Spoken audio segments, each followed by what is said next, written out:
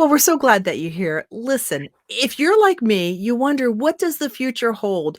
Are robots going to be taking over all of our jobs? Maybe, maybe it's a good thing. Maybe there's some positive things that we can learn being concerned about that. We got a great author here today. She wrote a book called The Best Robot Wins.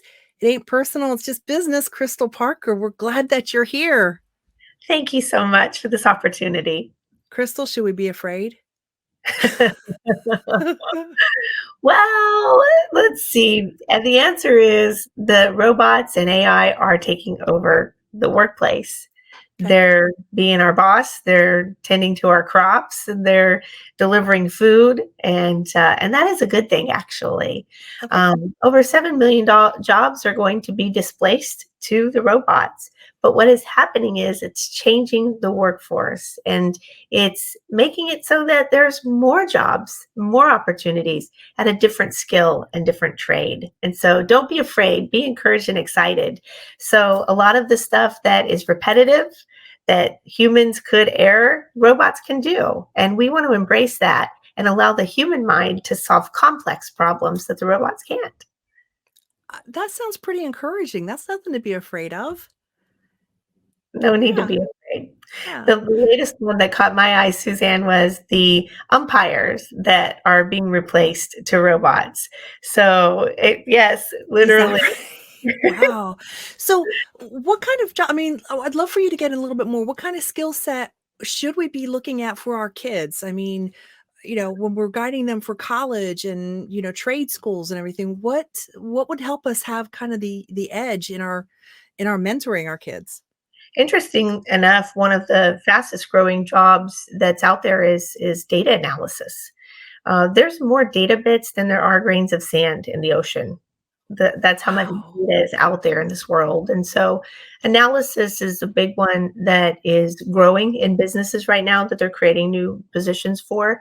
But I think the bigger point is that what we're seeing and why businesses are failing so much faster today than in the past. I mean, if you look at the lifespan of a Fortune 500 company, it used to be 75 years. And then fast forward 50 years, now the lifespan of a Fortune 500 company, Suzanne, is just 15 years. And so that's what it was really bothering me. It's kind of just, I couldn't That, put my arms that's around it. crazy. If Yeah. businesses are failing faster and we have more data than ever and we're better at managing things, why are they failing faster? What's going on? And so I've really boiled that down in this book to help solve some of those complex business problems and help leaders structure their business in a way that they're not going to be one of those extinct businesses in 15 years, rather that they're going to get a competitive advantage through the workforce. People are, because these robots, because AI is taking over in companies, there's no disaggregate in how the boss treats the robot and the human, and humans are feeling more and more disenfranchised. They're also being outskilled out of their jobs. So we're churning people. Replacement costs for a human workers over 50% of their wage. I'll let that sink in. Wow.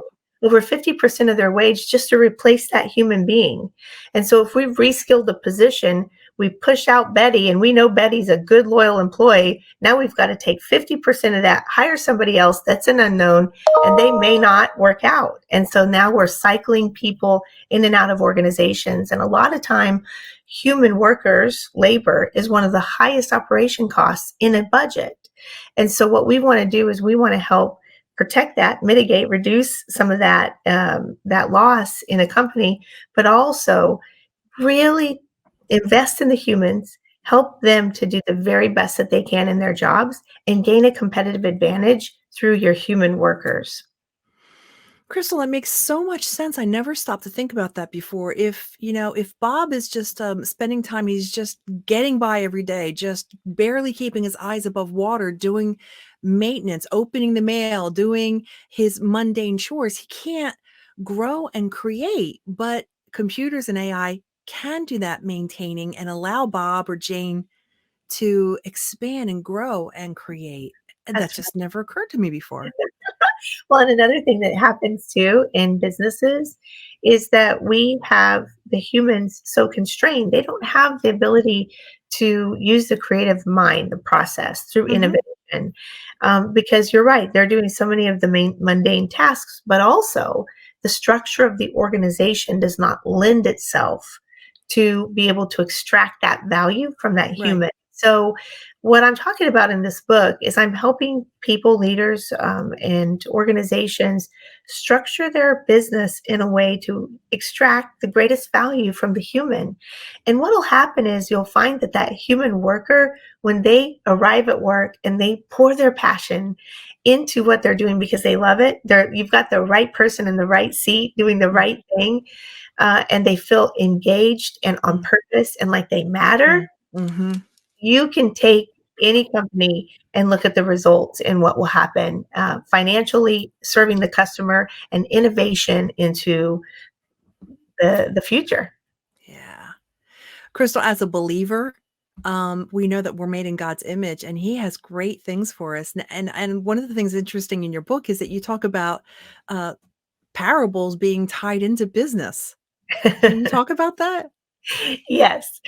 What I really like to make sure people understand is this book is not about religion. It's not Right. religious. It's biblical. Parables are biblical. And I believe that the best business book that was ever written about business and life is the Holy Bible. That Mm, should be on every leader's shelf. And so, what I've done, Suzanne, is I've taken a couple of parables and I've broken them down to illustrate for leaders how to structure their business through the parable of the seed sower and also the parable of talents, and put those mm, together to create an incredible book. Somebody asked me once, what has equipped me to write this book? And I think the biggest thing that I want people to understand is that I got into business early, just from the ground floor, stocking shelves at a truck parts store, mm. and grew into the youngest executive in a Fortune 199 company. Um, I've got the formal degrees on my background, but I've got the practical knowledge of how to run business and be successful. Fast forward, I became a professor and I started to really understand the book knowledge and understand the technical knowledge behind the natural instincts, the God given instincts that I had. I put them together for someone to be able to really understand that there's practical and there's technical information in here to really help you structure your business. And then you add the biblical, which is the Holy Spirit. Okay. Now Mhm. this is where you go next level. And that's how you take it to that next level, is when you add the biblical, the Holy Spirit, and you have that foundation on the rock, and the rock being Christ in your business. It's huge next level. Mhm. Taking it from your ability and your power to what Christ has for you in your business. And I want to talk about why this is relevant to business right now. Well, the right now we are calling it the Great Resignation, Mm, and we are seeing the professor actually that coined that term, the Great Resignation, mhm, talked about the reason that people would be resigning at this rate is because they've worked from home. They have realized I'm not a robot. I mhm. matter. They've basically changed the mindset of the humans that work in an Yeah, organization. And they're saying, take this job and shove it. I ain't yeah. working here no more. Right. And and That and sounds so, like a song. well, I can for you.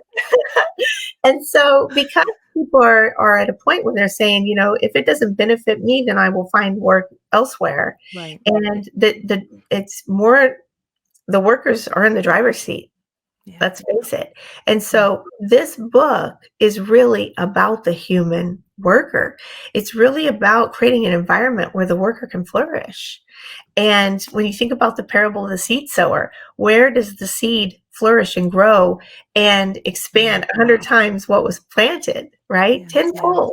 yeah. And it's biblical and it tells us. And I was able to see, God just enlightened me to be able to see how that parable specifically are people in an organization and the type of environment and soil that we need to get them in.